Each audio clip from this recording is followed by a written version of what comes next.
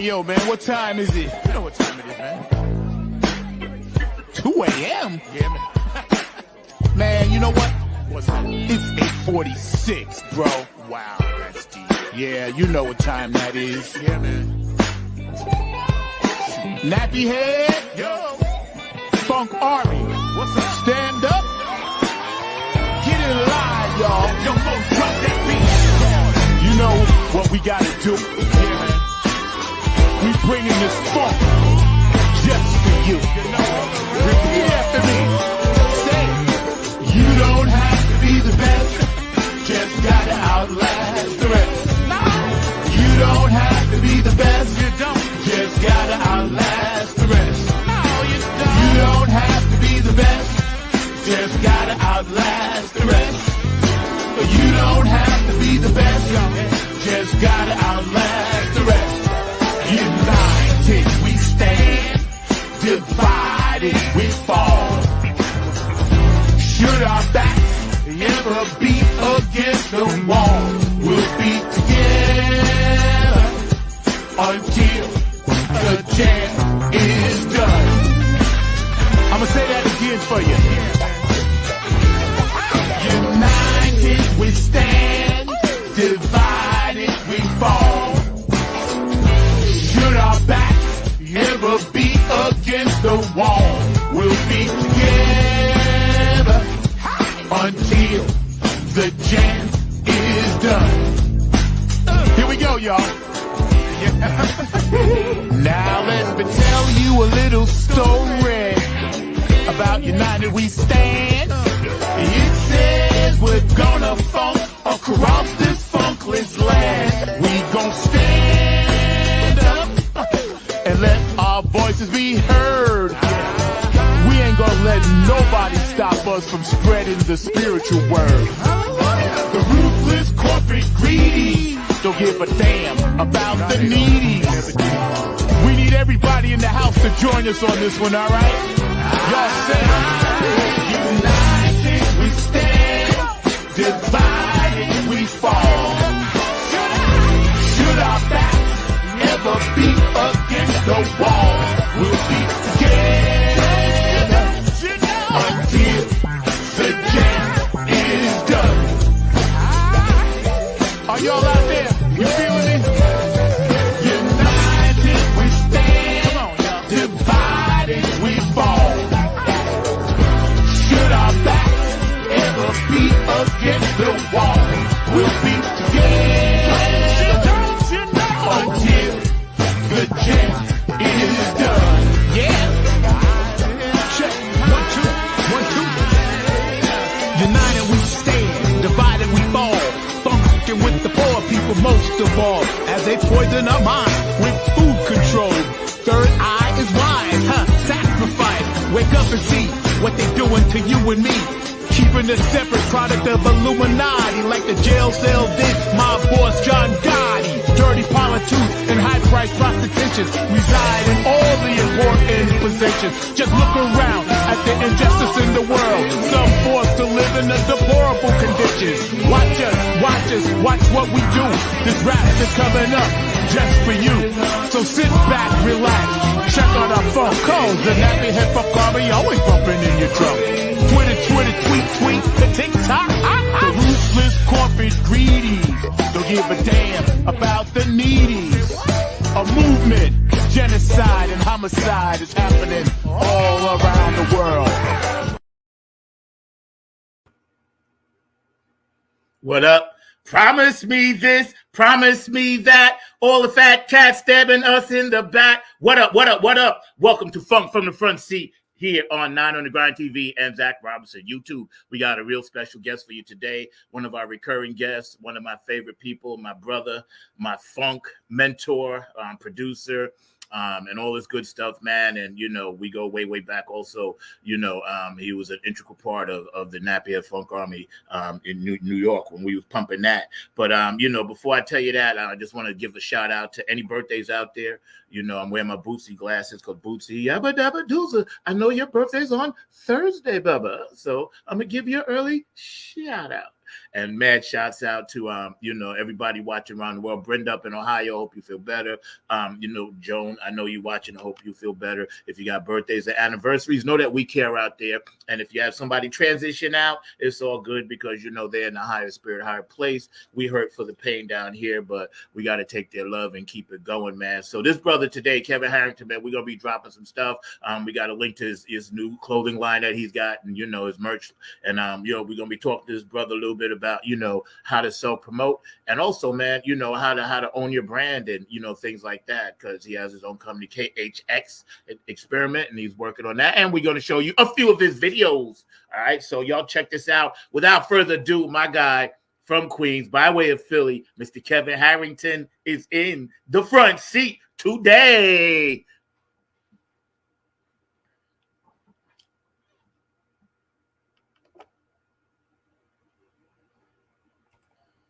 Yo, What up, man? what's good, man? How you been? I'm all right, man. Everything is beautiful, man. Good, How you good. feeling? It's all good, man. Good. Thank you for joining us today, man. I really appreciate it. You know, pleasure to be here. hey, man, it's all good, bro. I gotta have you on every 8 weeks. I gotta make sure I touch base. You know what I'm saying? I gotta see your face. Cool, appreciate it. Yeah, man. So how's the family doing and everything? Everybody's good, man. Can't complain. Everybody's good. How about on your end? Good. Yeah, everything is everything down here. Just trying to deal with this thing one day at a time, man. We got a lot to chop up today. We're going to get into some things, man. But before we do, I just want to give a shout out to somebody that shouted you out on Facebook. I don't know if you saw it, but Jeff gave you a shout out. Jeff Roberson. Oh yeah, how's he doing, man? Yeah. Oh wow, I was going through stuff. Yeah, so I figured I'd let you know because I know you're very busy. But blessings to him, man. On what he's doing. My God, yeah, he's nice. Yeah, see, and here's the thing, though. Like him and I already been talking about another project between the three of us too. So we got that. Yeah, man, we got that slated for 2024. Trust me. Nice. Yeah, I'm already like in 2024, bro. Yeah, we got to go. Yeah. But yeah, man, this music thing, man, that we do, you've been doing it for a long time. So for my audience, my first time is that, don't really know who you are and, it's not familiar with all the things that you've done. Give us a little bit of a background on how you came up, where you came from, and how you got into this whole thing, man. Well, I'm from Jamaica, Queens, Funky for Jamaica. I'm sure everybody knows that song. I come from a church background, church family. I got into drums because I had an uncle in Georgia. I lived in Georgia for a year when I was in first grade, and he was on the drum line.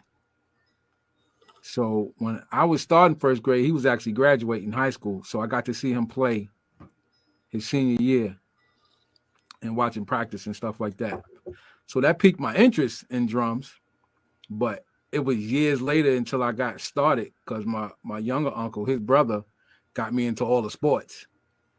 So that kind of took the forefront. And when I got back to Queens, I had two drummers on my block. Richard Ruiz, who I would have to say is probably my mentor, and a drummer, Richard Currents, who was a little older. He was already on the pro level. So there was a band. He came out of Queens, Creative Funk. Yeah. They had a big record called Ready Made Family, which is like a classic. Yeah. Everybody knew them. Yeah. So, in Queens, we had nothing but bands. Every block had a band, maybe two. So, that's what got me started. I wanted to play drums. I come from a household of singers. I was the only one that played the instrument. Right. And drums at that, which ain't, quiet. Nothing quiet, right? Nothing quiet. But through years of that, the same getting in a band with two of my friends. One was Richard's brother, Victor, and a bass player friend of mine, Ronnie Harrison, who was a drummer himself. But we decided I was gonna play drums and he learned to play bass because we Okay. need a bass player. Right. You know, pat on the back to him. He just said, Right. "Oh, okay, we need a bass player. All right, I'll learn." You know, and yeah, if you get a chance, check his episode out on my podcast. I will. I will. Yeah, it was a good one. And from there, man, just wanting to do it. Like I said, Rich was probably my biggest influence. I could, go sit and watch him play. One of the more important things he taught me was who to listen to. So, I'm coming up, I'm listening to the radio. There's nothing wrong with that because that's where the pocket end came from. That's right. Listening, Funky George, name escapes me, the drummer from New Birth, Diamond from Ohio Players, just trying to mimic what was on the radio. And then Rich gave me my first Billy Cobham album, and that changed everything. Copy. That changed everything. Billy Cobham was either you want to be a drummer or you don't, because just the attempt at, you're like, oh, most people go, well, forget it. If I can't sound like that, then leave it alone. But the fact that Rich was playing like that, yeah, he was playing all that Cobham stuff. So I know, right? That's fascinating all the time. Right. That's what's doing it. Like, I want to do that, and he told me on Mile High Fish New Orchestra. Mind you, I'm 12. Right. So Mile High Fish, that took me even a deeper place. I said, Mile High Vishnu, good Lord. And this was with Cobham when the first draft. Then even in Narada later on when they got bigger. And just so much, man. Return to Forever. All the groups. Mm-hmm. And it just became that. Besides starting to play in local bands around the way, we had a lot of cats. I think I met Omar at 15, Omar Hakeem, playing at they was having a thing in Ajax Park with a bunch of bands. Right. He came and introduced himself to me. I had heard of him, but I had never met him. I used to see Marcus Miller playing at block parties, and once I got in this band with Warren McCrae, who was the MD for Tina Turner. Yeah. Right. So he comes from, the other side of Jamaica, and that's where Bernard Wright and all of them were. Yeah. All them cats. And yeah, man, it was a great time, man. Queens was a hotbed. We used to on Long Island be afraid. I wasn't, but most people was afraid to go to Queens because they just felt like the musicians were just more superior.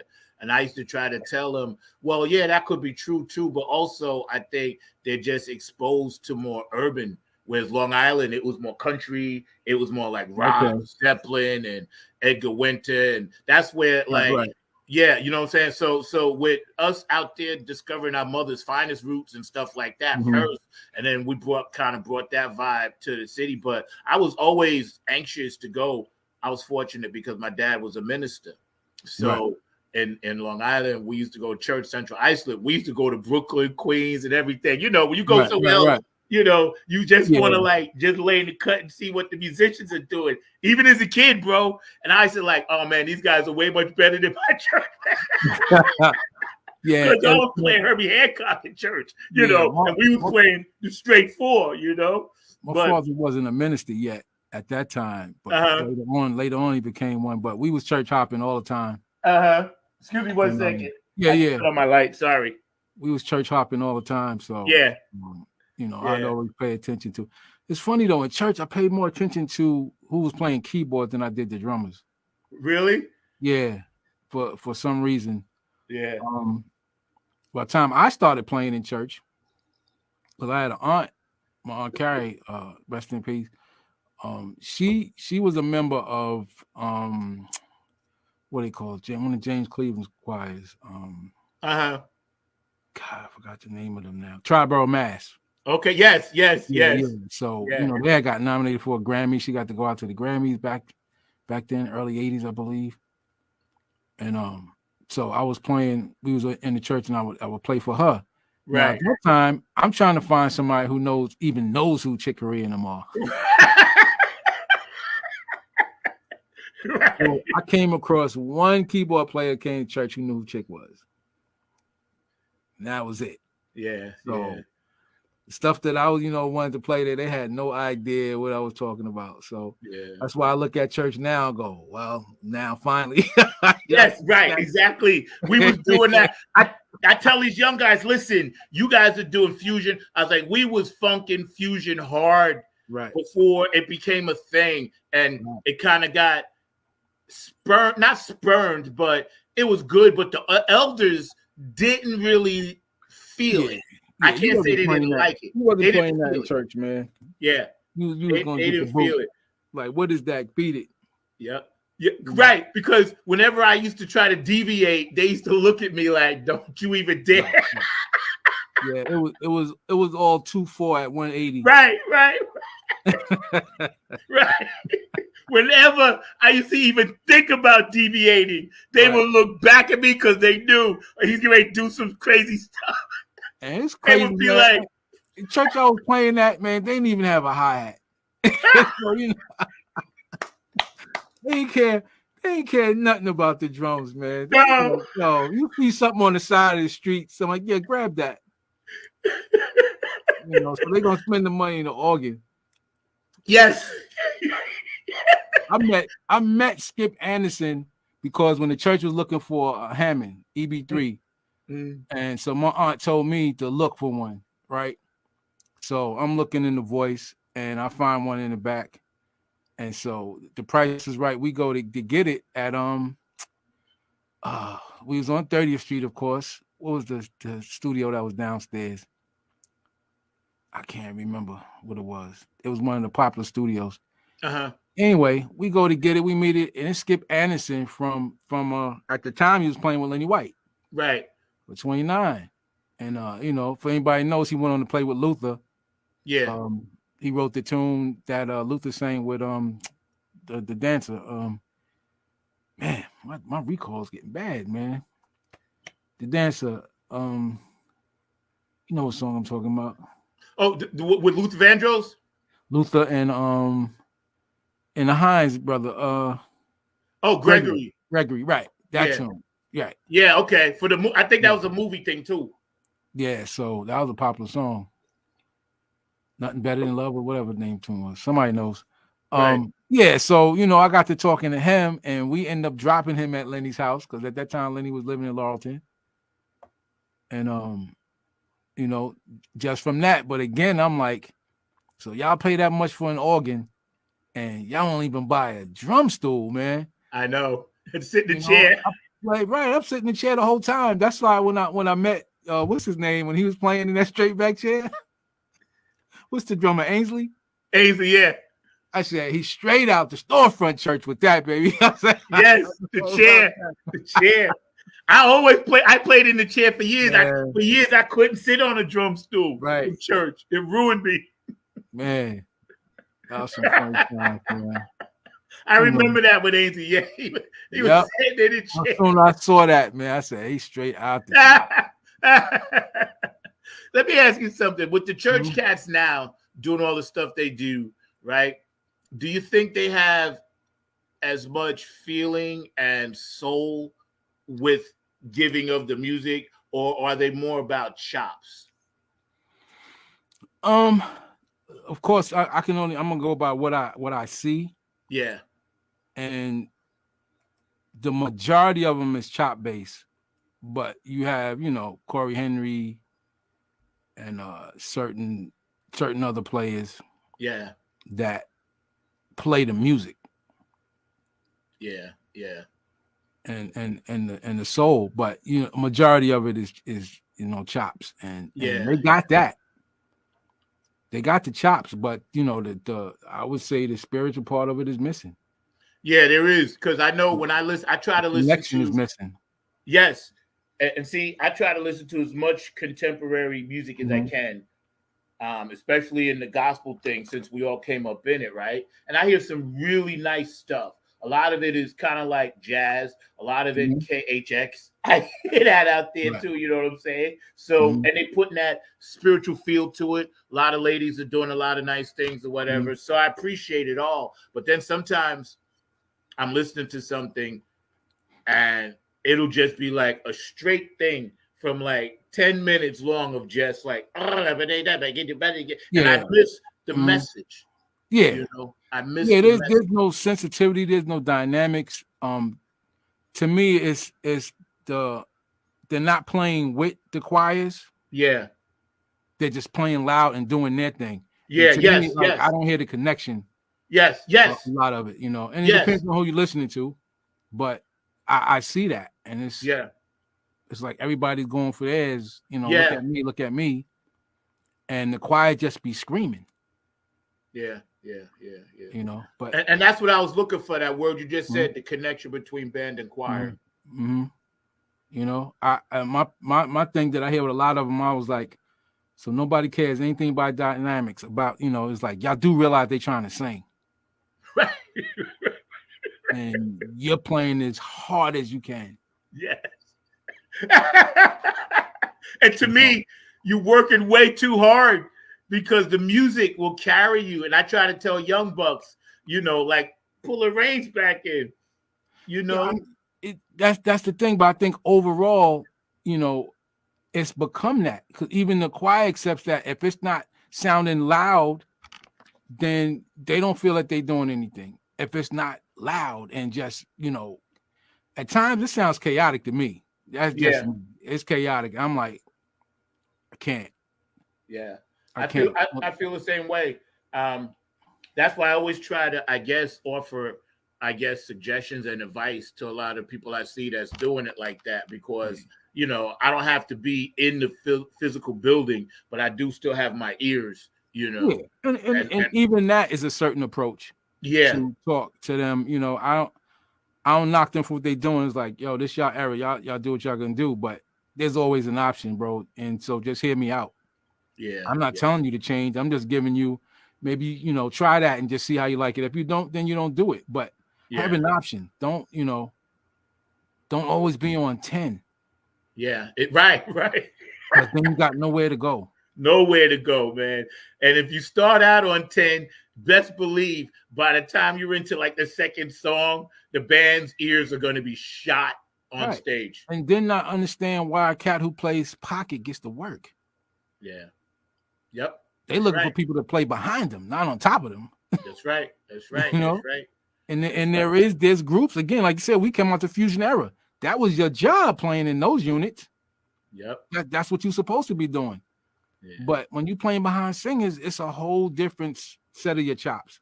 That's right. And even the fusion music had the FMPs where you listen to some of those subtleties. Exactly. It was dynamic. It was dynamic. It still had an arrangement to it. That's right. Dynamic. And see, that's why you mentioned Billy Cobham and Lenny White and, these great drummers, Chambers and all these guys, because that's why they could fluctuate and go from thing to thing to thing to thing. Right. Because it wasn't just their like, of course they got chops, baddest cats in the world. Right. But when you listen to Dennis, like you told me this, you turned me on to the Sugar Hill stuff. Mm-hmm. I didn't even know that. Yep. And Dave Weckl. Dave Weckl played him and the bass player. They did Natalie Cole's Inseparable album. Oh, yes. Joe Sample. Mm-hmm. So this is the same dude who also played on Madonna tracks. Just like Omar. Straight pocket. Yep. Y'all know what he could do, but straight pocket. Yep. So when you listen to that, it go, you would never know that was Weckl. That shows you how great he is. That's right. I play what the music is called for. Yep. And, but again, they doing their thing and it'll come, hopefully, But I mean, right now, that's the thing. Yeah. Because the same thing with the keyboard players. They playing 1,000 notes. But it is what it is. Now, my thing is, the difference is when we were playing like that, because believe me, when I first got in the R&B band, I was playing Billy Cobham roles. Yes. In it, right? But then I was 15. Right. 15, 16. I wasn't 20, 21, 25 playing like that behind, people. So once I moved into the especially around the way at that time, there was a lot of singing groups, males. So everything was about dynamics. Everything was breakdown. So, that whole Blue Magic, stylistics type stuff, you getting fired for playing a whole bunch of stuff. Yep. You getting fired. Yep. So, you play what's called, and then at that time, it was about them breakdowns, man. Something as simple as that. As Bootsy would say, something as too simple as 2 and 4. What James Brown has illustrated that. Pocket. The funk, the one. You play anything more than that, then hit the door. I'm saying we listening to Stubblefield, man, and listening to that funk, that type of stuff they playing. And it's pocket. It's pocket. Right. That's right. I want to give a quick shout out to James Jones and also Elizabeth watching in Ireland. I love you guys, man. I normally do my normal long thing, but I'm in the process of moving, so I got kind of things packed up a little bit, but the show must go on. We're hanging out today on Funk from the Front Seat with my guy, my brother, man, from another mothership, Mr. Kevin Harrington, man. And we just sitting here vibing. We got a little time we're going to spend, and we appreciate you guys stay active on the chat line. Go back and watch the show. My producer, Mr. Markley, I love you, brother. You mentioned something before about cats that did different things like Weckl and this and that. And you had mentioned something to me before where, you take an Anthony Jackson playing bass and, him writing the OJ's, one of their biggest hits, For the Love of Money, right? And then also, when you look at the stuff he did on the disco tune, I Will Survive, playing bass on that too. You know what I'm saying? He killed that. Hey, right. He killed it for sure. There's not a single double note in there that he played twice, and he proved it all the way. Yep. That he slaughtered. Yeah, and what he did on Chaka's album. Yeah, I thought it brought a whole new thing now to R&B, and the bass players had to take notice. And I would say that's when cats realized I got to get a 5-string. Yes. Even though he was already playing a 6-string. Yes. You know, and a lot of cats just wasn't hip to that, but it's the way he was using it. Yeah. And so that's when people are like, oh, so I don't have to play a keyboard, get a 6-string bass. Yeah, I can play that low end. Yeah, because his grooves on that Chaka album, man, that's the tune that Ashford and Simpson wrote. Oh, Clouds. Woo!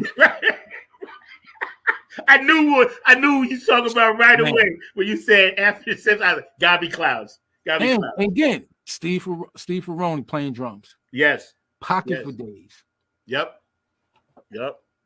Pocket for days. Yep. I remember I first heard him on the AWB Live album I had. Yeah. Steve Ferroni. For me, he was playing with them where he kept it interesting, but it was pocket, and I was like, him and Harvey Mason. Yes. Yep. That was like, this is how you could keep yourself interested, keep it slick, but never disturb the groove. Yeah, exactly.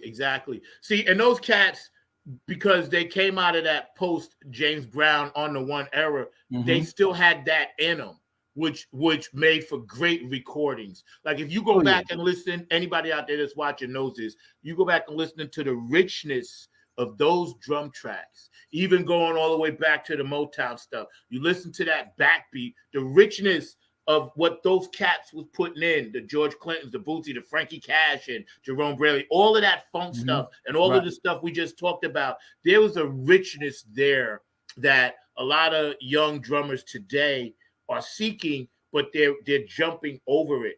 And I wish they would just kind of go back and just listen. Don't go back to try to learn first. First, just listen. Right. Listen to Sly, how his thing was. Listen to all these different pockets and then start developing something different. Because right now we've hit the ceiling. There is nothing out there that I want to go buy or listen to. Right. Not even bands, not even bands. I mean, it's knowing your purpose of your part in the music. And again, because when we was coming up, we had a lot of teachers, and not directly, but to listen to.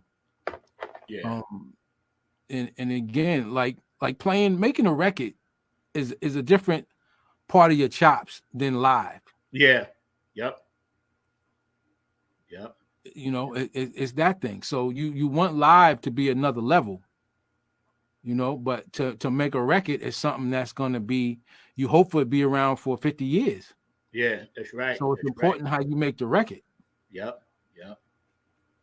So, you know, and again, you know, people learn over time. Some people don't want to learn. I can't fault them with, you know, whatever's making them happy. That's right. That's right. You You know. got a nice compliment from Keith Jackson when he was listening. They played Dirty Vamp on P Funk Radio, and he was like, "Wow, who's that on drums?" And I was like, "That's my guy, Kevin," because you did it Thank you. so slick, but it was so much power behind it, and so much energy, and so much stuff. But he was like, "Wow, y'all really put your foot into that." I was like, "No, man, that's his drummer. Everybody else was just floating." That was Kevin doing that chops at the end. That was a great tune, man. That is still a good song. It is. I listen to it to this day, and I'm like, all right, you know, a little remastering, a little polish. We hit that hard. We definitely hit that hard. Yeah, you know? Shout out to Prez, but we hit that hard, Tanya.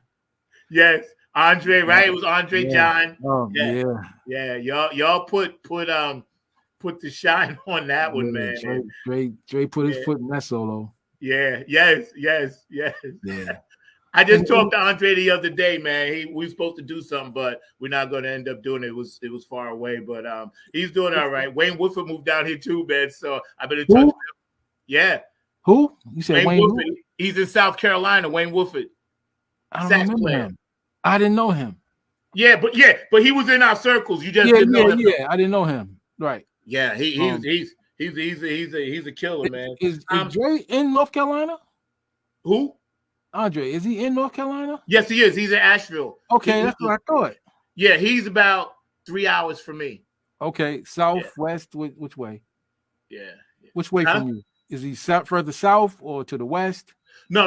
Andre is towards Kentucky. He's up in Asheville, going towards Boone, up in the mountains. Okay. So I would guess that's like west. I guess that's northeast. Mm-hmm. Okay. Yeah. But he's chilling over there. I talk to him regularly. We stay up on it because he's working with some local people over there. Whatever. Yeah. I seen him posting. I would see Asheville at first. I thought maybe just went there for a gig, but then I was like, wow, he's been there a long time. Did he move? You know? Yeah. Him and his mom. Yeah, but he's doing good. He told me to tell you hello. He's doing good, man. Because I told him I was like, Kev's coming on. He's like, oh, make sure you shout him out. And Spacey T that you never met also admires your work. Cat from California. Yeah, man. Spacey. He's insane, man. And you know, because I was turning him on to who did stuff, Revolution, this and that, and he heard that. He's like, wow, who did that? I was like, yo, that was done in Queens. My guy Kev did that, man. But yo, yeah, man. That's why we got to do part 2. Yeah, because I was in another space there. I never did that again, man. Nothing was coming. Like that was coming to me. It was like, okay. Yeah. I felt totally honored that you guys even put it in that space. Yeah, you know? Man. And then to have Jeff come in and do what he did, you know, I got to have my cousins on point. Yeah, man. Yeah. Kayla, I remember she was little and I used to bring her to the studio, you know. Now she's 19, but I used to bring her. And she used to be just hanging out, 3 years old. You know what I'm saying? Ain't that crazy? Yeah, it is. It is. It's a blessing because I think about, you know, how many people that particular project has touched at a time when they needed it. You know, that's why periodically you see me drop it and put songs out and, you know, just let people know, hey, this ain't for me. This was for you guys. It always was for you guys. We didn't make this for us. We always made it for you guys. Always, man, you know. So we're hanging out with Kevin Harrington today, man. So what you got new in the KHX experiment? What's going on? Well, I mean, I'm working on my project, you know, among some other things. Working I'm part of a what you call it? Because you know I do the licensing stuff myself. Yes. But I'm also part of another company. My friend Warren McCray and Trevor McGill have. Okay. So, you know, I submit stuff to that. And you know, with the clothing line, I'm doing that. We're in negotiations now to maybe do a gospel project with a artist from here. Mm-hmm. And yeah, man, just always trying to, you know, do something. Yo, man, that's what's Is up, man. You know, you inspire us, man. So, you know, by all means, keep doing it. And I was looking at this back, authentic technique, you know, emotional feel, you know, tone dynamics, rhythm, tempo, oh yeah, space, yeah, phrasing. that what's name shirt, yeah, Yeah, I love that, man. I yeah, saw that. I was like, yo, that's pretty much says it all, man. right. But congrats, because you know, branching out and doing the licenses thing and making all of Mhm. these beautiful you know, merchandise pieces, individualized pieces for people, man, is definitely the wave of the future. And you know, you've always been progressive anyway. You know, so you've always had your ear. You're the first person that turned me on to Facebook when I was on MySpace. You told me, he's like, yo, man, Mhm. this is who they call Facebook. And I was like, what are you talking about, Facebook? I was like, I was still trying to master MySpace, and I never forget it. I was living in Staten Island. You said, nah, man, forget that. In that Kevin kind of voice. He was like, nah, man, forget that. And I was like, okay, you know, you've always been that for me and for everybody else. So that Appreciate it. speaks Appreciate volumes, that. man. That speaks volumes, bro. But you know, I've been noticing with this new technology and this new way we have to sell music, merch, Mhm. and everything else. I love the fact that you said we have to work together, because I wrote down some notes that you and I were talking about Right. when we was prepping the show a couple of weeks ago. Um, Mhm. and we was talking about working together for the greater good of humanity. Give us a little insight on what you know you feel that means. Um, to me, it's always having the positive in whatever we do is being positive, and that's not always easy. You know, me and you know that. It, Yeah, we both know the low points that we've been in our life, yeah, and sometimes the hardest thing you want to hear is somebody saying to stay positive, yeah. because it's not easy. Nah, It's not easy, and so the state of the world, um, it's not easy. All you gotta do is turn on the news, and you be like, oh man, you know, I don't even want to leave my house. yeah, But again, I think the older I get, I don't want to say that is I'm desensitized, but in a sense, we've seen it. yeah. That's right. We've seen it, you know. So when I hear comments, and this is my personal thing, when I hear comments talking about, oh, things are getting, the relations is getting worse, I'm like, I don't know what world was y'all living in. Worse. And you can tell me when there was the period of it being good, then we can Right, go from there. right. Cause us being older, us being kids during the civil rights era, I'm like, tell me when y'all talking about. Because Yep. I know it was only worse before me. Yeah.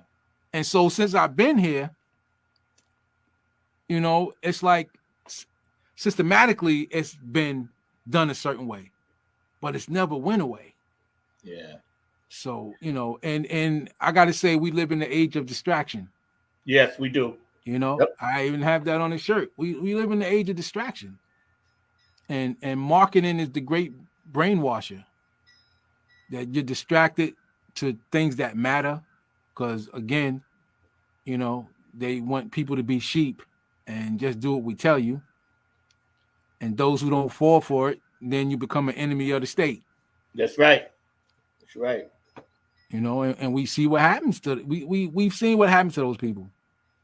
Now instead of giving you the bullet, is more popular to ruin your character, Besmut you. That's right. because people, again, they such a follow the leader that they gonna believe the bad thing first. Yep. I was watching it's a new show that came on, in the this guy he's some type of profiler. Oh And yeah, I know you talk about. Yeah. he the cop, they were talking about a case, and the cop said, well, this case is closed, he confessed. and he said something very, which most people don't think about. He said, so if he had to say he didn't do it, would you believe him like you did because he confessed? She ain't had no answer. Of course, this is scripted, but that's true. Yes, right. That's right.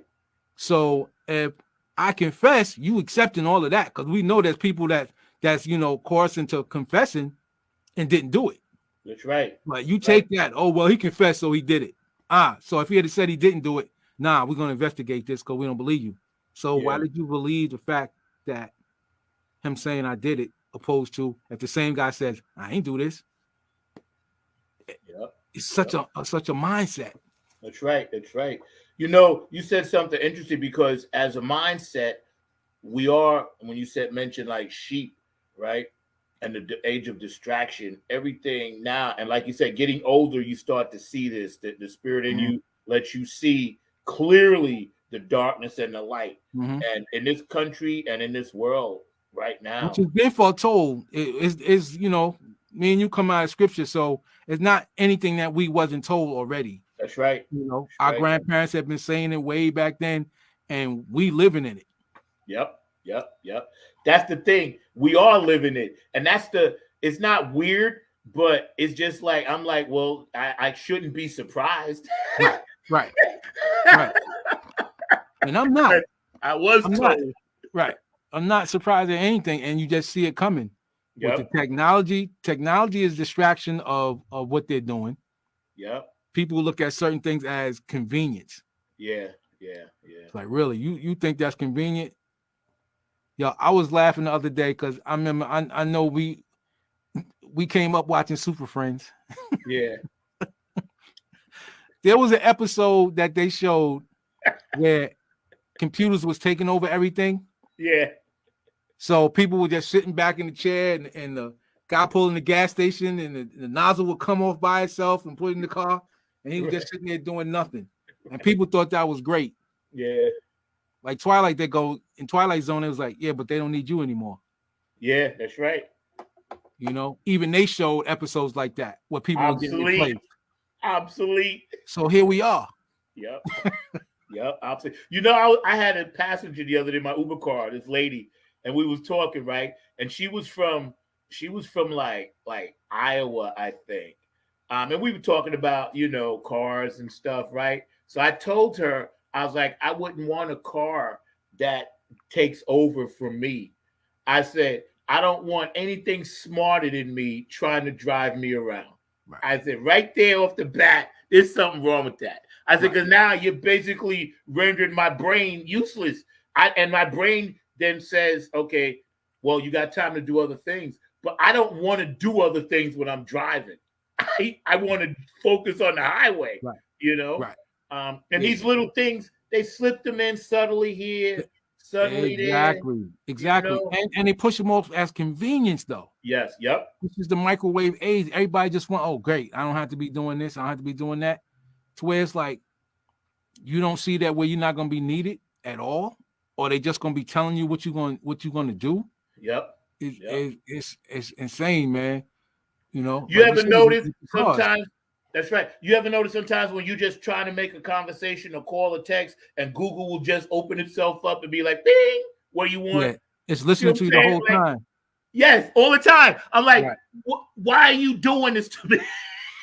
Right. So I didn't ask for you. Invading your privacy is being sold as convenience. Yep, that's right. That's right. Like, oh, so when you go online, things will pop up that it was like, okay, so how did it know that I was interested in looking for some new whatever? Yeah. I've been listening to you the whole time. Yep. Now some people go, oh man, that's fire, that's dope. Nah, man, so when you say something wrong or against somebody, they recording all of this. They got it. That's right. They got it. Technology is a tool like anything else, and we need it for certain things. That's how it should be used. That's right. That's right. I don't know why. And there's something I want to get into you with too. I want to ask you a question about it.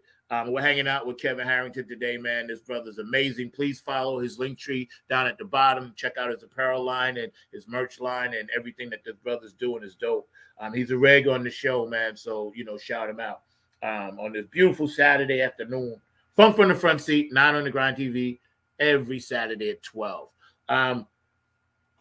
When we look at like a lot of the technology that they're utilizing to, they claim, save the world, but yet we still, cancer, we know is big business. We know, people going off the war, coming back with prosthetics, big business. Rehab, big business. They have all this stuff planned. How can we as artists bring light to this? It's interesting that you say that because I forgot what I was looking at. If we look at, I would say in our time, the 60s was all revolution. Yeah. All artists felt that they should be saying something in their songs. There it is. There's no, and I just designed this shirt and haven't put it out yet. But music is the best teacher. You put something in a song, more people will listen to that than somebody getting up making a speech or something like that. Yep. That's to me, that was the whole basis of hip hop. Yeah. You got something to say, and that was the best way to say it. Yeah. Because you don't have the platforms that other people have, but put out a song, people will listen to it. Yeah, that's right. That's right. Public Enemy, my favorite. Yeah, mine too. That was the whole basis. Yep. Where other people were talking about at first, the partying and stuff. Nothing wrong with that. But when you realize that, like, hey, I could put this in the record too to make people think. Yeah. And what did George Clinton say way back? Think. It's not illegal yet. That's right. That's right. Not yet. Yep. But as you can see, they're trying to get rid of that. Yep, that's right. When Grandmaster Flash first came out with "Don't Push Me, I'm Close to the Edge," we used to all listen to it. And I had some white friends back then, right? And they didn't know. I was like, yo, this brother is talking about exactly what he sees every day. And they was like, really? I was like, yo, listen to it. Right. He's telling you, all the stuff that he sees. Grew up to be pimps makers, big money makers, right? Robbing these kids, spending 20s and 10s, and you want to grow up to be just like them. It's basically telling you, like, listen, this is the new form of information. I'm giving it to you, and I'm going to put it, like you just said, in a way that you could groove in this hip hop, whatever. Right. Because before that, it was all spoken word. You had the last poets. Yes. The poets were already doing that. Yeah, that's right. But what happens when you got a lot of people that wasn't into it, put the music to it? Oh, now it's a whole different thing. Yeah. Because it's basically the same thing, but now put some music to it. So now the music done grabbed you, and so now you'll listen. Yeah. People need to go back and listen to some of the stuff the last poet said, because that is even happening now. Right. Yep. Again, I really gotten into some of Angela Davis stuff. Yes. I watch her and to talk about what was going on, and you realize that fight hasn't stopped. We've achieved some key places to get in, but even those people you got to be careful of, because along the way they lost who they were. That's and right. they become part of the system. That's right. So now we can't assume because somebody got the same skin tone as you that they understand and they're going to fight for you. That's right. Chuck D said that every brother ain't a brother because of color. Yep. Exactly. Shout out to Chuck D. Exactly. Yep. Look who got rid of Malcolm and look who got, rid of certain people. Yep. That's right. We are chopping it up today with Kev because some of this stuff needs to be said, and I know you guys will go back and watch it. Stay active on the chat line, man. Funk from the front seat. Self-promotion, and especially the brown skin community, has always been a push-pull kind of thing, where we pushing it, but then we got other brothers and sisters trying to pull it back down. Right? So as an independent promoter, businessman, entrepreneur, what advice do you have for our young people trying to just cut out the outside noise? Well, it's for me, I think the young people got a probably better handle on it. Yeah. Because the one thing I do like is that once they get on that grind, that hustle, they go. Yeah. My thing is, if they really educate themselves first about it, then they won't run into them same pitfalls other people Yeah. do, because they have the drive, Yeah. to do it, which is very important. But why not Yeah. have the drive and the knowledge to go with it? Yeah, that's right. That's right. Because to this day, we still getting the same thing with these artists as 60 years ago. And back then the artists didn't even have a choice. Remember at one time they couldn't even copyright their own songs. Black folks couldn't even copyright their own songs at one time. So as time went on, how is it that you're still falling into the same thing? Yeah. It's great to hear that some of these artists realize now that, oh, I'm gonna own my masters. They've got hip to that. Publishing, that's where your money is. When that streaming came, here comes the next robbery. Yeah. Now, I gotta say, for a new artist, you may want to stream first because you want to build the audience base. So it makes sense. But once you get to a certain place, stop streaming. And what did Prince show? You got to come to my site to buy my product. Yeah. Yep. Because you don't have, if you're established, you don't have to keep streaming. If you got a fan base and you got followers, then they'll come to where your stuff is. Yeah. That's right. They'll come to where your stuff is. So have a site. You cutting out them robbing you with the streaming, paying you 0.3 cent. It's ridiculous. But somebody's making the money. That's right. That's right. This is why we see so many tours right now by artists, because the money's being made from the live thing.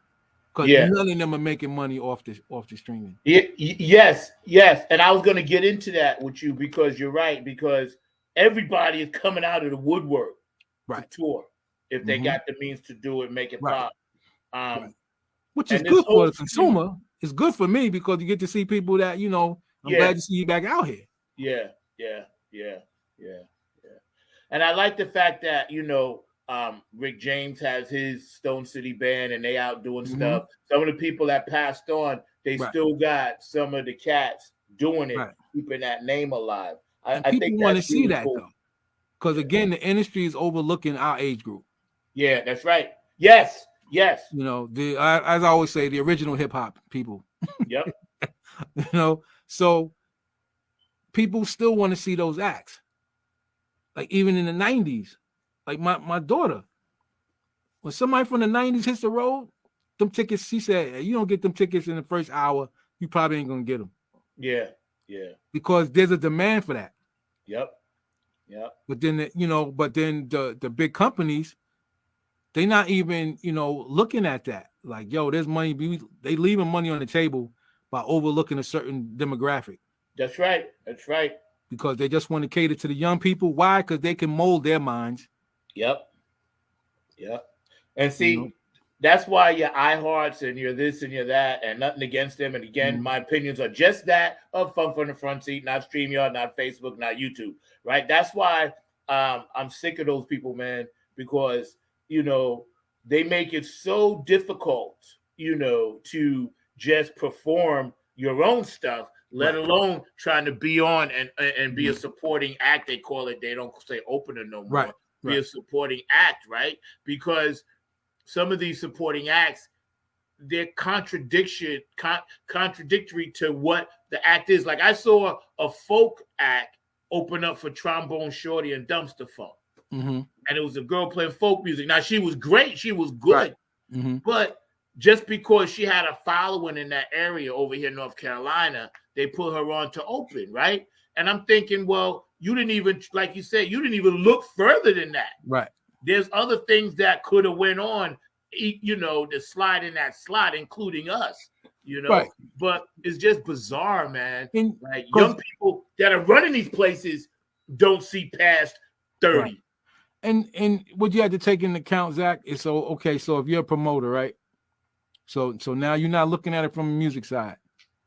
You're a promoter. You're looking at it strictly from the bottom line. Yep. That's it. What's going to sell? What's going to put money in my pocket? And that's an issue. Now, I can't blame a businessman. If you're in business, that's what you're in business for. Yeah. Again, these promoters are not the same as back when the promoters was about how great the music was, too. The music would sell itself. Now it's just about who can I get to come. Yeah. So like you said, if I got to put this folk singer because she has a big following in this area, that's who they're gonna get because they're trying to make money. Yeah. Yeah. This is why everything has turned into a jazz festival, right? And you see maybe 2 jazz acts. And Right. that has to do with insurance. I found that Yeah. out from a promoter Uh-huh. when I was on the road, and he was like, "Oh yeah, if it's a jazz festival, pays the lowest insurance. Nobody wants to say a hip hop festival. It's millions of dollars for insurance." Yeah. Yeah. So they Mindset. go, "Oh, Yeah. right." So they go, "Oh, it's a jazz fest. Make sure you put 2 jazz artists on there," and then you go, "But everybody else in here is R&B, or Yeah. I ain't mad at that, but why is it called a jazz fest? Call it a music fest." And that's the behind the scenes things about that. They try not to pay a bunch of insurance as a promoter. That's right. Which and insurance actually went up even more because of the COVID thing now. Right.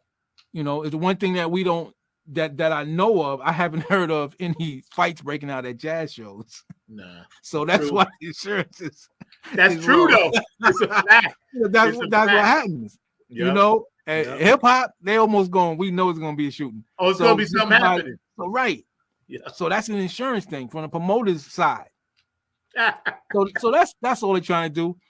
That's why a lot of times, even with like we were saying before, funk festivals, they had to be done by musicians or a promoter that's involved with more than just the bottom line, who this music needs to be heard. There's still some out there. I saw online some pictures from what they were calling the Orange County, I think, funk festival. Yeah. I was like, okay, Evelyn Champagne King, I enjoy her. Climax, again, this is where we realize that the word funk has grown into something, like the size of jazz. Maybe not as big, but it's all different kinds of funk now. Yeah. So some people will go, man, none of them people funky that's on there. Yeah. But certain groups can be funky because that's when we get into, the definition of the whole thing. Yeah. It's funny because this band out of Atlanta, Funk You, they come through here, they'll do the link or whatever, and they down there and they tour Motet. And these guys that were listening to a lot of Herbie and Fusion and Chick Corea stuff have now crossed that over with their own progressive kind of whatever they're learning coming out of college kind of thing. And they're playing funk-ish stuff. Right.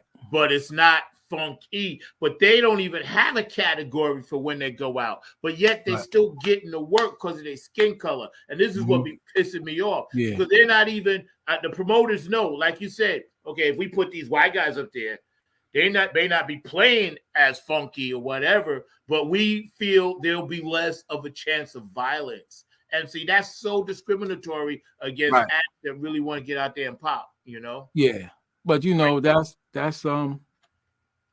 that's Louis Armstrong and them, and then Dixieland came. Why? Because y'all couldn't play what they were playing.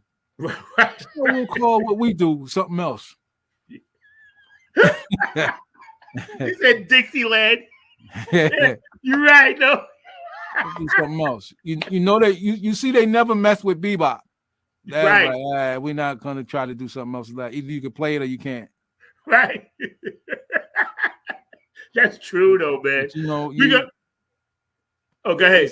It's what that's what happens, and that's the system. And at times it's like it's not right, but then you just gotta go, what can we do ourselves?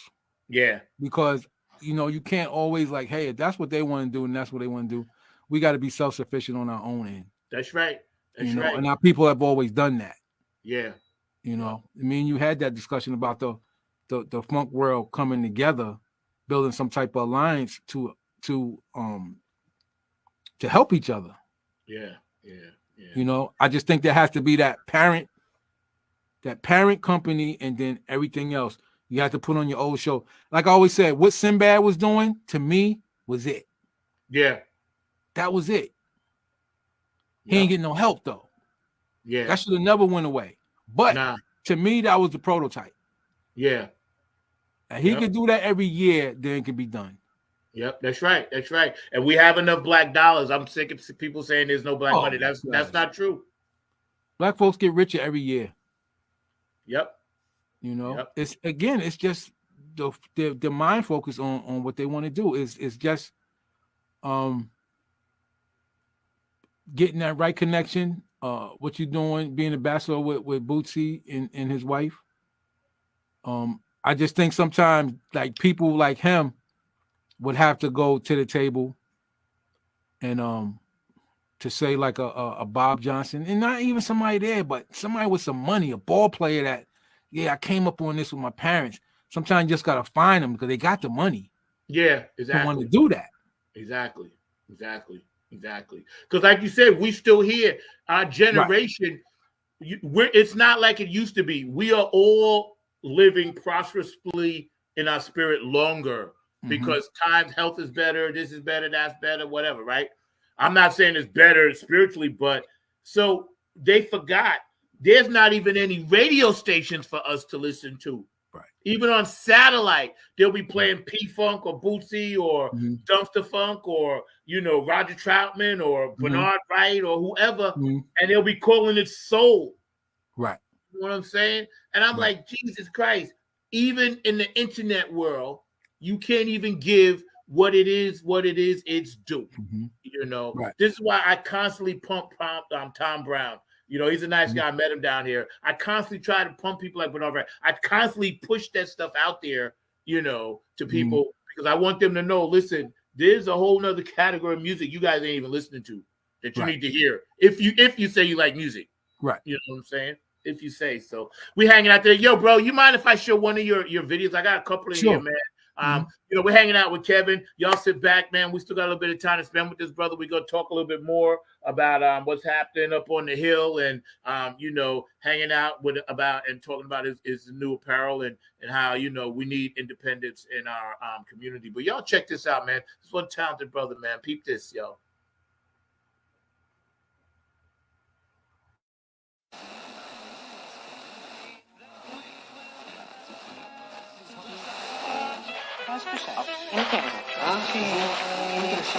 Hey, thanks for joining us.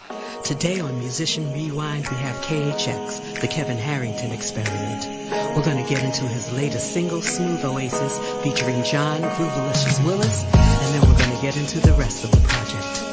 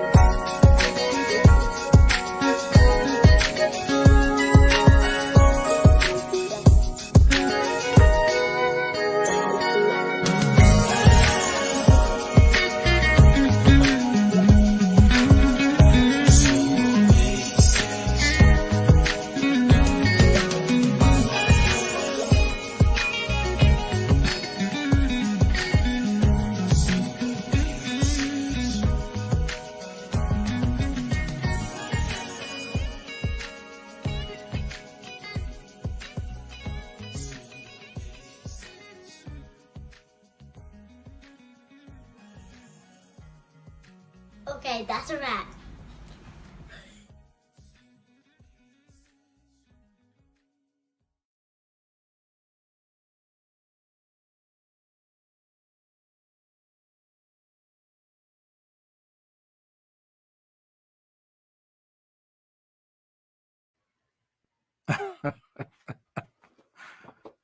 I forget. That's at the end, yo. Yeah. Kudos, man. Kudos, Yeah, man. she's at the end of my next one. I love that. Just because I is with her, she's interested, and I bought her a keyboard and stuff, and so that's become my thing. And in my videos, she'll always be doing that, and you'll see the growth because she's older now. So people always also see how she's getting older. So she'll always be saying that it's a wrap. That's my thing for my videos. Yo, I love that, man. Yo, I love it. Yo, that is so slick. So tell us a little bit about that concept before we get back into the other clothing thing. But when you were making that, thinking about that music and putting it together, what did you really want to do? Because to me, it's amazing. I sit back and watch it every now and then, and to see groove in there, So when I do my thing, so Kevin Harrington Experiment is just what it is. There'll be different styles of music. So I'm always gonna be featuring somebody. It's more so that. So of course with John, because like even with John, right? So people that know that we play with Nappy Head, and you heard John, but then probably wouldn't expect John to be smooth like that. Yeah. Even when you listen to his project. I told him, I said, wow, people be surprised that you can be as raunchy as you are and then be as smooth as you are. Yeah. And again, because when we came up in music, we was listening to everything. That's right. I didn't want to do just the one thing. So I've always, lean that way. But again, doing your project showed my other thing. Even in when we was doing that was funk based. Yeah. I haven't even gotten to that with me. Only now, here's the other thing. I know we haven't gotten to it yet. As far as promoting your stuff. Yeah. So being experimental, I'm like, okay, I want to do whatever kind of music I want to do. But here where the roadblock came. When you're trying to promote it to stations, here comes the lanes. Right. Like they're not gonna take that whole thing. Oh no, we only play R&B. Oh no, we only play smooth jazz. And so you got this other stuff on there. So now I can't send the whole thing. Yeah. To one station. Yeah. So now that's where it started getting split up. And then I realized that, okay, so they're showing me that my next project, I'm gonna have to do smooth jazz, the whole thing. Yeah. I'm gonna have to do funk, the whole thing. I'm gonna have to do whatever, the whole thing, to get it, because they just will not take it. Them days of those stations is over. Yeah. They want it to be, whatever it is that they do. To where again, when we was coming up, radio play whatever was good music. Yeah, it was all exactly. That was the whole purpose of listening to the radio, to hear something new. That's where you heard all your new. First time I heard, it was good for us. I'm glad that was going on in our time. Yep, me too. Because that exposed me to all kinds of music. Yep. I listen to classical. Me too. Everything. Yep. I remember the first time I heard Sammy Davis Jr. singing Candyman. I was like, what? Right, who can make the sun rise? Right. I was like, you mean to tell me this how he got to get on? This how he got to get on the Sammy freaking Davis Jr. Right. Singing Candyman. Right. But can do it. That was the other thing, though. That was the thing, though. He pulled it off. Yeah. Right. So there goes the people with their mouth dropping. Go, wow. We thought all y'all did was sing blues and rhythm, and Yep. And perfect example. Remember Elvis Presley came out with that song, In the Ghetto. You know what I'm saying? Now, how the hell, you Elvis, come on now. But he pulled it off because he was good. But again, he was singing about the ghetto. And even as black people was like, okay, the song pretty good. It made me feel a certain way. But I'm like, you know what I'm saying? Yeah. But even on the just on the fact of the word ghetto, it depends on the world where you are, because everybody don't look like us in the ghetto. So that's right. You can go to certain places and they're gonna, whatever the majority of people look like, there's gonna be a ghetto area.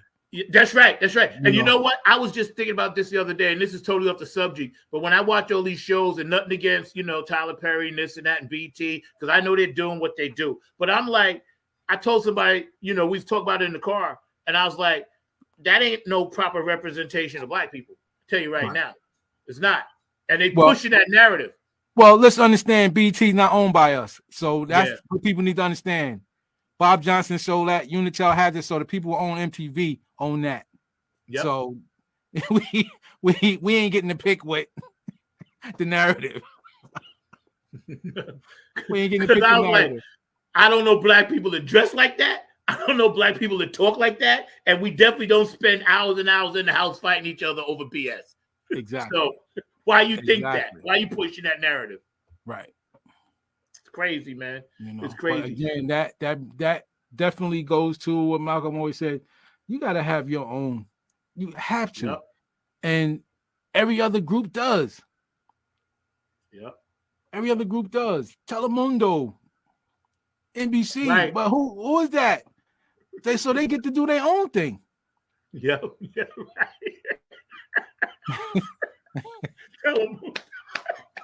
It's funny though. It's true. It's true. Sábado y Domingo. They had that a long time ago. How come that they didn't want Bill Cosby to buy NBC? You know why? Yeah. Yep. It would have been the dominating network. Yeah. Can't have that. Yeah. Can't have that. So what's my man? Byron. Oh yes, Byron Allen. Byron right? Allen. Yes. He's doing the right thing. Yeah. Because it comes a time you got to stop talking about, I want to seat at the table. Make your own table with excellent carpenters. As they said, make your own table. Who says you have to keep trying to do that? Yeah, that's right. You don't need that validation. That's right. And see, that you just said the key word. We don't need the validation because it's already been validated what it is. Exactly. They're copying us. We ain't spending thousands, tens of thousands of dollars to get no injections and stuff like that. Yeah. So who you copying? I ain't laying out in the sun risking skin cancer trying to get dark. Yeah. I got melanin. Yeah. Yeah. And see, and the crazy part is the government treat these crazy people, prostitutes and high-priced prostitution got people convinced that we have to constantly fight each other and hate each other just so they can continue to steal more. And then half the time we're doing stuff to ourselves and don't realize it. But that's what I'm saying. Distraction. Yeah. So if people go back through history and they'll see that what any system doesn't want is the people unite. You don't, because first of all, there's poor people in every color of the rainbow. Yeah. What they don't want is for them to get together and realize, hey, I don't have a problem with you. Guess who's telling us that we should have the problem? That's right. That's when the issues come. Yep. When they used to say the all power to the people, all power to the people, not just power to the people, all power to the people. And when you start seeing them groups get together in the 60s and going, yo, we've been duped. They've been telling me certain things about you, but now I'm realizing that y'all not the issue. Y'all not the problem. We all paying taxes, and look what they doing with it. So they want me to blame you for the way things is going. Really? I ain't taking money from you before you even see it. That's right. They're trying to tell me, oh, well, you're on the system. First of all, everybody on the hill is on the system. What are you talking about? Right. They're getting paid through your tax money. Yep. So, like you said, that's been the issue. So as long as they can keep people fighting, they can keep doing what they're doing. But anytime they see a powerful voice come to unite, gotta go. That person gotta go. We've seen that through history. Yeah. And I'm praying this time around. I was just gonna say, I didn't mean to cut you off, but I'm praying this time around when we see what's getting ready to happen again, what just happened 3.5 years ago, whatever, right? I really pray and hope that people have heeded the warning and the lessons. Like, don't get caught up into trying to hurt people, intimidate people, scare people. Just let the thing play out, because it's going to play out like it's supposed to anyway. Because we don't really, there's no way somebody that's 75 years old that's been in Washington, D.C. for 55 plus years can relate to me. And they got millions and I'm working with hundreds. You know what I'm saying? Right. It can't be done. Right. And like George Carlin said, we were never part of the game. He said that as common, never part of the game. Now, because of guys like you and things that we're trying to do, and your company and things that I'm trying to do, whatever, hopefully people can watch some of this stuff and be like, okay, if they need that little push, here's your little push. Just do it. Because I can tell you, I talked to this brother before this thing even started 4 years ago, about I wanted to do something. Him and I talked in the car about it, and we talked about it for months before I even brought it to Mark, about just trying to bring this whole funk thing together. So God made that a reality. So anything you set your mind to, trust me, you can do it. You can do it, man. Yeah. It's not always easy, and it's going to be some pushback, but like I always said to you though, there's some people somewhere else trying to do the same thing. And if everybody can find each other, there's more strength in the unity. You pool your resources and stuff like that, because when you're separated, then you're going on what you have. There's no way we're the only ones trying to do this. And but that's the thing, everybody's all spread out. That's why. Yeah. I know Bootsy just put a video out that I copied and pasted to my page. If you guys want to watch that, it's really cool. It's about like 2-3 minutes, but he was just talking about the genesis of the mothership and what actually it was purposely for. Because the reason he said George did that, because he wanted everybody, all those groups, to spread out and just go. That was the purpose. That Bootsy broke it down like that, and now that it's still teetering, and don't forget, shout out Tony Cam and Funk All Stars. We play on New Year's Eve up in Virginia somewhere, so I'll be with them. But now that we're at this point where you could be in one state, I can be in another, and we can use all this technology that we've had for the past 30 years and really make it work. I really want other people to get the idea of tribe, because I think, in my opinion, that's what we're missing. Is the tribe, Right. It's the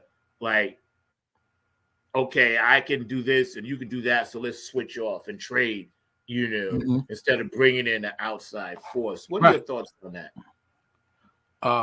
What you're saying makes perfect sense. That's what you do. I mean, at one time, people wasn't using money. That's what they were doing. I got this skill. You got this skill. I'll do this for you. You do this for me. That's to me, that's what the working together, thing is for the common cause. And I mean, this is where, with technology, you can reach the globe. So that's the good thing. With the push of a button. That's the good thing. So, a lot of things, like you'll see all these people come on and I can tell you how to do this. I can tell you how to do all of that. And it was like, yeah, I think if you could, you wouldn't be on here trying to help nobody. But, that's just me.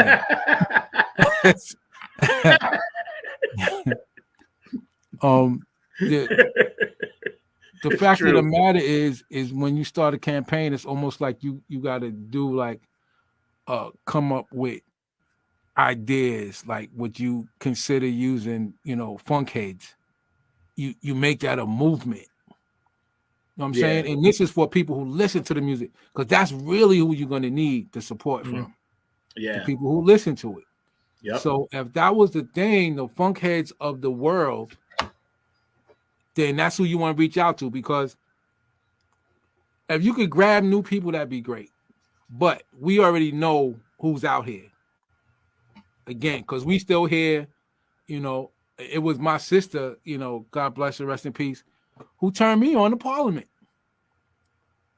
My sister took me to my first live show, you know, to see R&B and soul groups. Yeah. So she was always doing that. So you have people who love the music who don't play anything. Yeah. They just love the music. So now it's about orchestrating that. Yeah. Again, this is where I go back to Sinbad. He was doing it. So people were like, yeah. So people who love that music were going to that. Yeah. You know, and that's just a thing. If it's going to be that that thing, then a campaign really has to, you marketing wise, you have to target that to get the people who love that music. You got to get them somehow in a group. Yeah, that's right. And, you know, be able to reach out to them. This is happening here because it's not just here. You know, as much as I stayed in Europe, they love it over there. Yeah, they love it over there. Again, we talking about. I know this was years ago, but Alexander O'Neal, who I always liked, sold out Wembley Stadium 2 nights by himself. Wow. By himself. Wow. And So, Wembley, that's the piece de resistance over there, exactly. Wembley.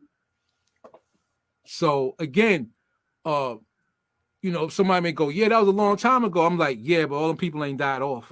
That's right. You know, these are the people that's not buying records no more because ain't nobody making nothing they want to hear. Yep. So that's an audience that has to be targeted. Like, where the funk heads at? They looking at, because their thing is like, who's making the new music like we like?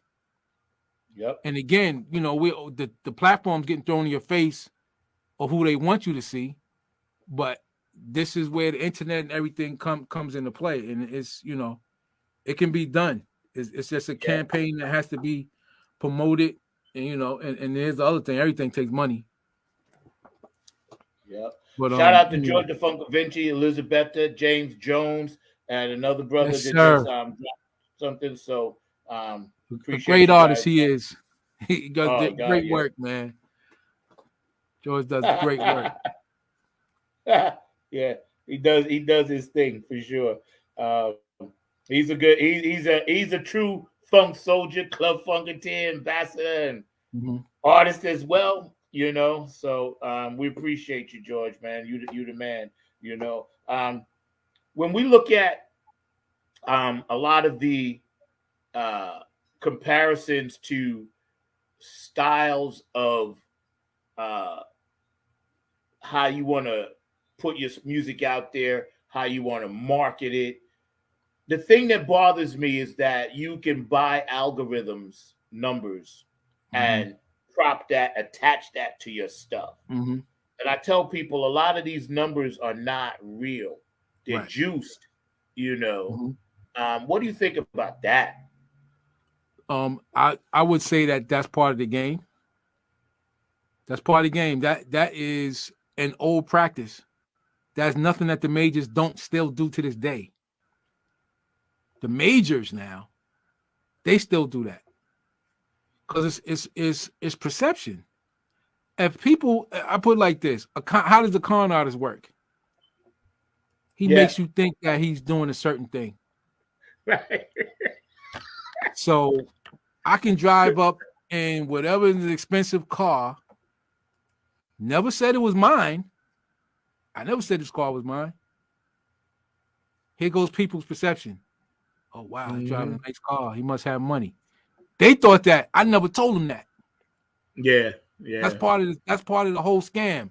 I never told you that. I'm gonna get out in a nice suit. Now I'm gonna come talk my hustle. Here come the pimp game.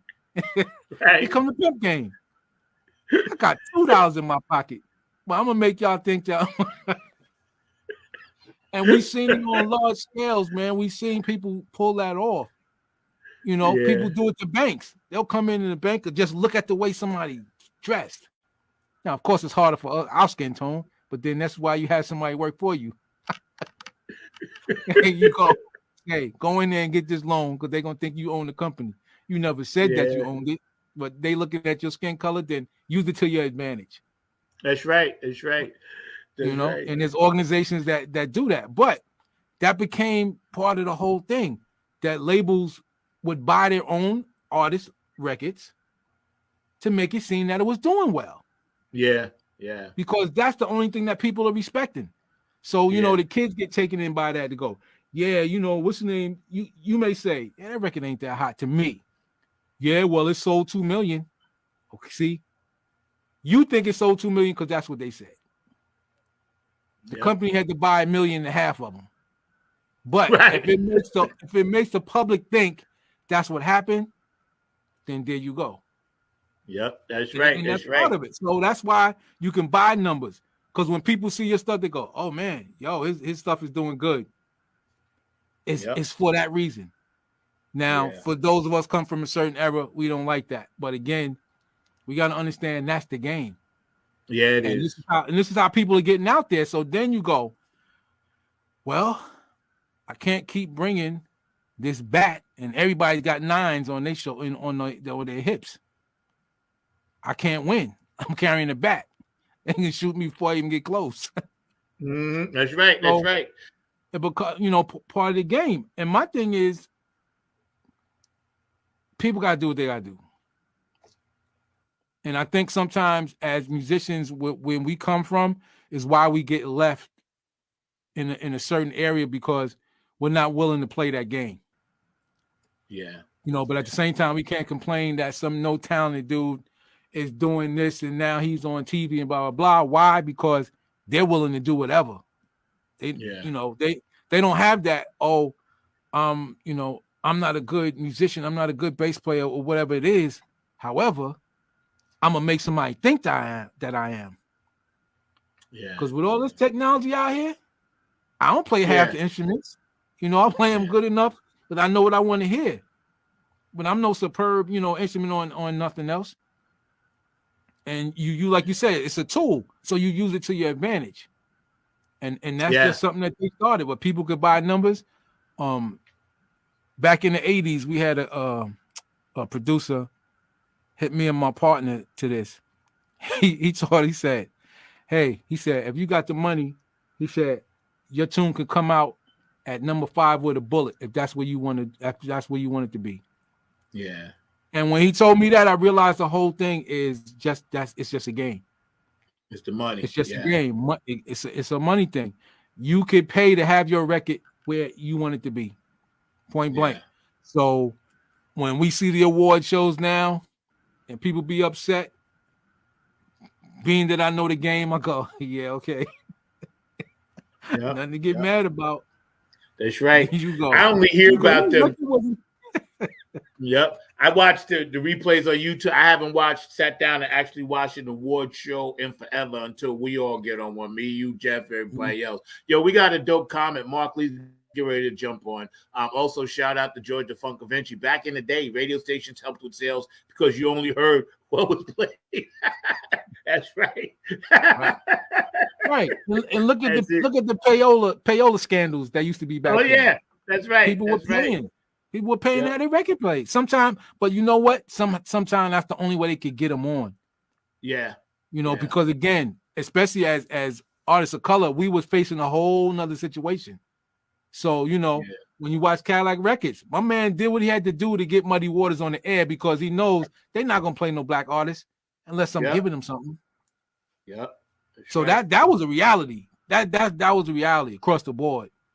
Yeah, you know, we not playing this. Our sponsor ain't gonna have it. That's right. And see, that's why when Little Richard and all of them was first coming through, that's why I get so pissed off that he don't have no statues and he ain't on the Mount Rushmore, because he's one of the few people that flipped it 2 or 3 times, you know, put white stuff on his face so he could be more palatable to the audience. They had him tone down his, what they considered racist movements and shaking his hips and this and that and putting his leg on the keyboard and gyrating what Elvis was basically doing, watching him, and then Elvis comes out and does it.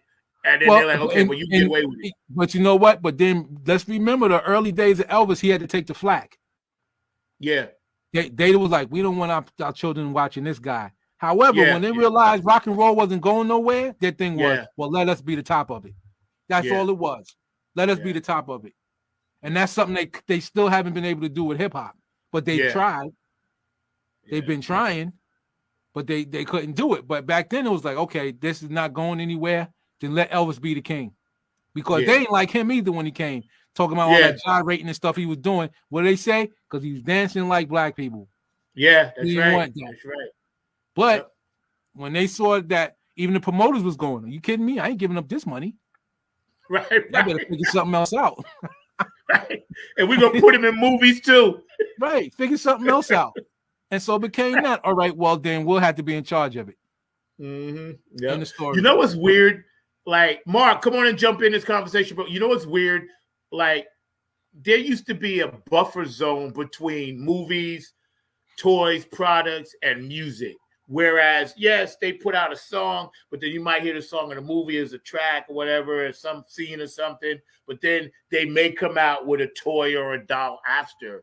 Now, when these people are sitting in these corporate offices, they have the whole thing, the doll, the fast food that they're going to link it to, commercial, right? Kentucky Fried or whatever, Taco Bell. I don't eat none of that crap, and neither should y'all. Nope. Shout out to my boo and her family. And then they have, okay, we already got it set up for this movie. So it's all of this stuff is going to drop, then the song going to drop, then it's going to be in this tour, right? So they basically lock this stuff in such a way to where there's no it just feels so styrofoamish, like another styrofoam cup coming out of the bag. You know what I'm saying? And that bothers me, man. I mean, Mark, you had a comment. Oh, go ahead, Kevin. Yeah, a couple of things. One is called a monopoly. No, Kevin, he was going to say something. No, let him go ahead. Go on, Mark, say.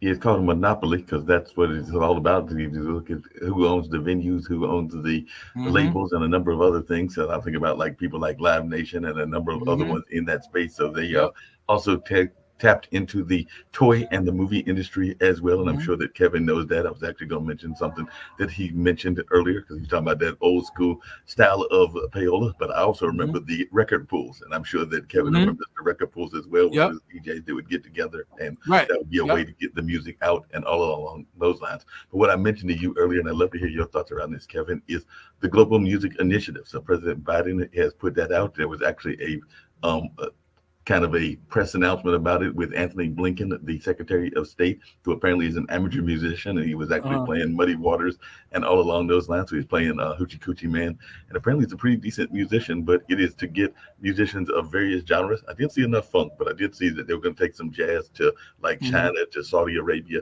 to a number of other places, and the applications actually start in November. So I think that Zach needs to apply. I think you need to apply too. So maybe this is a way to... You should get the application, bro. That's your job. But here's the thing about that. Jazz has always been at all those countries.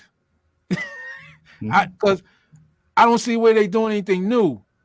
There's jazz artists right now been to every country that they mentioned. So I'm kind of want to know what it is that they think